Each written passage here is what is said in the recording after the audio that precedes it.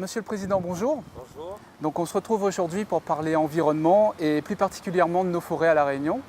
Donc le département possède plus de 100 000 hectares d'espèces naturelles forestières, un patrimoine à la fois exceptionnel et fragile. Exactement, mais je dirais que nous avons la chance ici à La Réunion d'avoir encore ce patrimoine et il faut le préserver. Il faut le préserver parce que ce patrimoine est d'une grande fragilité.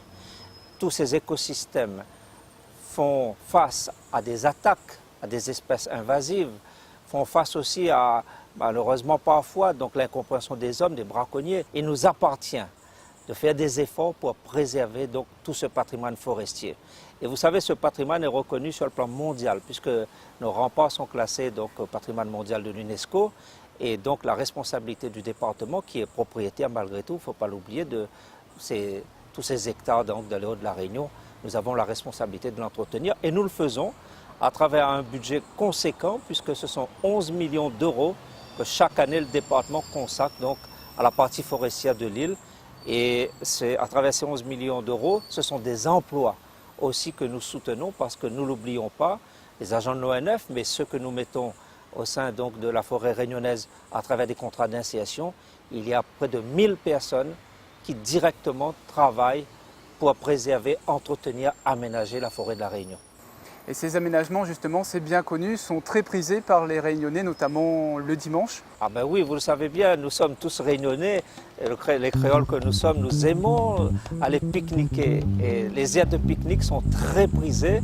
Il y a d'ailleurs une belle chanson qui s'appelle « Pique-nique chemin volcan » que tout le monde connaît bien, qui traduit un peu cette tradition locale, cette tradition réunionnaise. Allons pique-niquer avec marmite, la famille et tout ça. Mais quand on va pique-niquer, il faut offrir justement des conditions d'accueil. C'est ce que fait le département en partenariat avec l'ONF. Des aires de pique-nique aménagées, entretenues, qu'il faut garder propres parce que là aussi c'est une qualité de l'environnement qu'il faut préserver. N'oublions pas que les sites sont bien sûr utilisés par les Réunionnais, par nous-mêmes ici à La Réunion, mais aussi par les touristes qui viennent découvrir notre île. Et il faut leur offrir donc une très belle image de ces aires de pique-nique. Et vous pensez que ces espaces naturels peuvent et sont un outil important pour la promotion du territoire à La Réunion? Exactement, parce que l'île de La Réunion est très prisée pour ses montagnes, la qualité de ses paysages des hauts. Bien sûr, la forêt, les remparts, le volcan, c'est quand même l'un des volcans les plus actifs au monde. Et les touristes, quand ils viennent ici, ils viennent pour justement découvrir les hauts de l'île. Un peu la plage, mais surtout les hauts de l'île.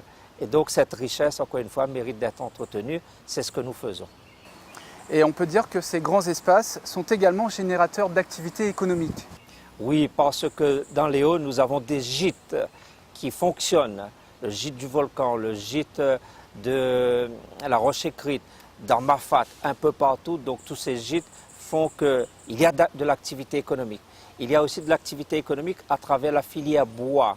Aujourd'hui, la scierie de l'ONF produit du bois, du cryptoméria, mais aussi parfois du tamarin. Et cette filière bois doit être soutenue parce qu'elle permet aux artisans locaux d'obtenir de la matière première. Et cette matière première locale, elle est extrêmement importante. J'ai moi-même rencontré le directeur de l'ONF et ensemble nous envisageons d'amplifier un peu l'activité de la filière bois donc ici à La Réunion. D'accord, donc là on est sur tout un ensemble de valorisation et de mise en avant de notre patrimoine. On sait que le département de La Réunion est le premier propriétaire forestier de l'île et c'est l'ONF qui est gestionnaire de ces espaces. Vous menez ensemble des actions de protection sur le terrain, notamment pour la conservation de la biodiversité. Oui, la forêt réunionnaise, je vous l'avais dit, donc, est soumise à des contraintes et notamment il faut lutter contre les espèces invasives. Je salue le travail des ouvriers donc, qui font un travail remarquable dans des conditions souvent difficiles dans les Hauts de la Réunion. Grâce à leurs efforts, nous pouvons lutter et préserver donc, les espèces de la Réunion. Et il y a un travail qui est mené aussi avec les agents de l'ONF pour ouvrir ces forêts, on va dire les rendre accessibles aux personnes à mobilité réduite aussi. Bien sûr, parce que la forêt réunionnaise mérite d'être découverte. Et pour être découverte, il n'y a pas que les personnes valides qui doivent le faire. Il faut permettre aux personnes présentant des handicaps d'avoir accès aussi à nos sites remarquables. Et bien sûr, à chaque fois que nous le pouvons, nous demandons à l'ONF de permettre l'accessibilité aux personnes présentant des handicaps. Et ce travail est fait, je le reconnais. Et bien sûr, il reste encore à faire. Mais sachez-le, la forêt réunionnaise, ce n'est pas une forêt uniquement pour les personnes valides. Nous voulons que tout un chacun puisse y accéder. Et bien sûr, les personnes de handicap en priorité aussi.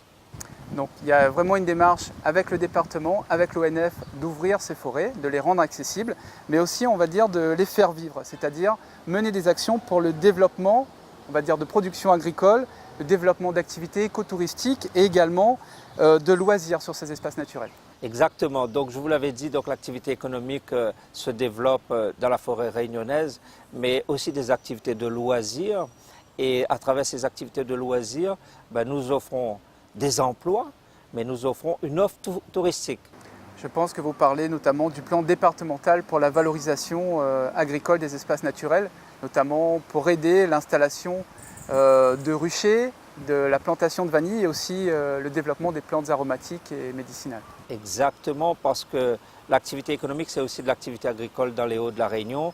En zone forestière, il ne faut pas faire n'importe quoi. Nous avons des espaces naturels sensibles, mais je le dis, on ne peut pas exclure l'humain, les personnes humaines de ces forêts, et l'activité agricole peut permettre aussi de préserver les espaces et de lutter contre les espèces invasives. Un dernier mot sur le partenariat et le travail, on va dire, en cohérence entre le département et l'ONF, justement, pour valoriser, préserver et faire des espaces naturels de la Réunion, on va dire des espaces uniques et emblématiques pour notre territoire.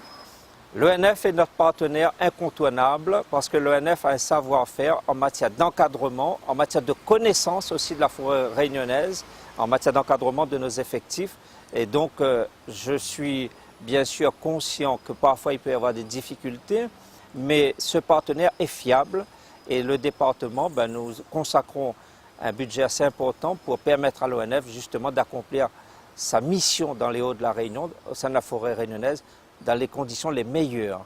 Moi, je souhaite que l'ONF et nous-mêmes, nous soyons toujours dans cet état d'esprit de partenariat pour justement aller encore plus loin parce que, je vous l'ai dit, notre responsabilité, c'est de transmettre aux générations futures une forêt réunionnaise de qualité, une forêt réunionnaise préservée, où malgré tout, nous, les êtres humains, on puisse y accéder pour des activités familiales ou personnelles, mais en même temps, préservons cette forêt et l'ONF est le bon partenaire pour cela.